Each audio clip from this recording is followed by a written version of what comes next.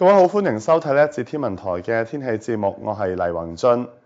東北季候風正係影響住廣東沿岸地區，咁所以今朝早都比琴日涼咗啲。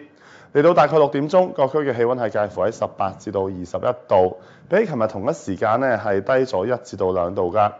而天色方面呢，喺衛星雲圖可以見到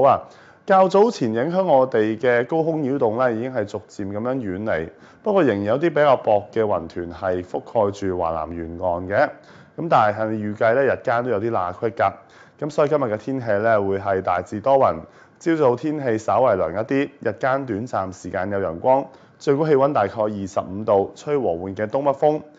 而預計影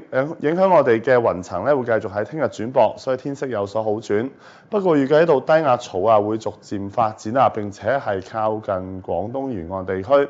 咁所以喺下個星期初至到中期天氣會漸轉唔穩定㗎。而香港嘅天氣展望方面，預計未來1-2日會係部分時間有陽光同埋炎熱。星期一稍後會係有幾陣驟雨，而下個星期初至到中期天氣係會漸轉唔穩定㗎。天氣就講到呢度啦，下次見。